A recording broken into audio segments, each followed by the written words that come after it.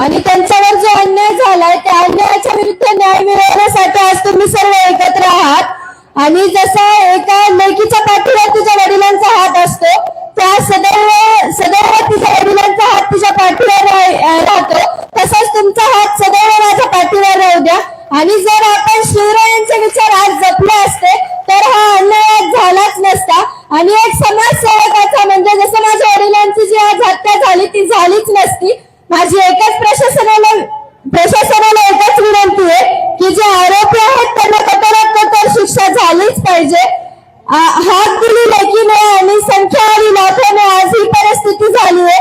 कारण की जो आज आपल्याला अन्याय झालाय तो दूर करायचा, त्या न्यायाकडे जायचंय, त्यासाठी कोणाचा जीव गमवावा लागत असेल याबाबत दुःखद कोणतीच गोष्ट नाहीये। म्हणून मी प्रशासनाला एक विनंती करते की ज्याप्रमाणे माझ्या वडिलांची हत्या झाली अशीच हत्या दुसऱ्या कोणाची होऊ नये, त्यामुळे आरोपींना कठोर शिक्षा झालीच पाहिजे। मी दोनच शब्दात तुम्हाला व्यक्त होणार आहे। पाठीमागे पोलीस प्रशासनातील सगळे लोक आहेत, इथं पण आहेत, त्यांना माझी एक विनंती आहे, हे जे घटनाक्रम झालाय सगळा, कालपर्यंत जे आरोपी अटक झाले तर एका आरोपीवर 10, 15, 20, 25 गुन्हे, कुठलीच कारवाई त्यांच्यावर नाही घडली। त्यांना सगळं आढळलं तर खरंच त्यांना जिवंत असता जर सगळ्या गोष्टी ज्या त्यावेळेस केल्या असत्या।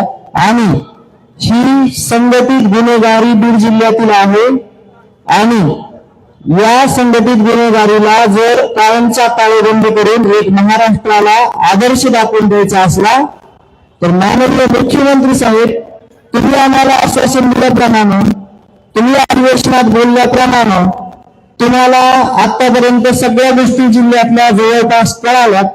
माझी एकच हात जोडून विनंती आहे, माझ्या भावाला, माझ्या कुटुंबाच्या प्रमुखाला, माझ्या गावाला आणि लाखो तुम्ही जे माझं जग ज्याच्यात सामावलेलं होतं, माझ्या कुटुंबाचं जग ज्याच्यात सामावलेलं होतं ते माझे भाऊ संतोष अण्णा देशमुख, माझा आरसा होता, मी त्याची सावली होतो।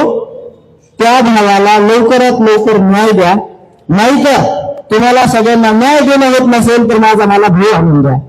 एकच मागणी करतो, ह्या सगळ्या जे संबंधित आरोपी आहेत त्यांचे सीडीआर काढा,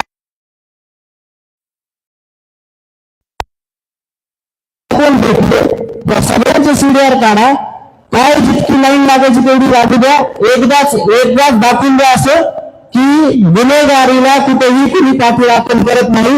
आरोपीला कठोरातली कठोर शिक्षा द्या, देशमुख कुटुंबाला नव्हे तर सगळ्या 18 पगड जातीला जे आज रस्त्यावर आले त्यांना न्याय द्या, एवढी माझी हात जोडून विनंती आहे।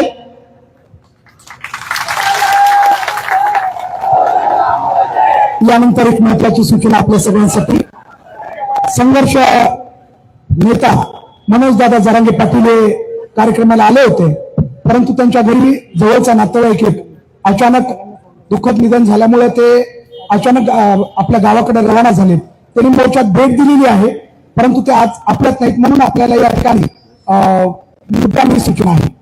यानंतर पुढच्या वक्त्यांना, कारण जास्त भाषण होणार नाहीत, वरून आलेल्या सूचनेनुसार फक्त 3 भाषणे शेवटची होत आहेत, तर यानंतर संभाजी ब्रिगेडचे विकास अण्णा पासलकर यांना विनंती आहे की 2 मिनिटांमध्ये फक्त आपण आपलं मनोगत व्यक्त करावं।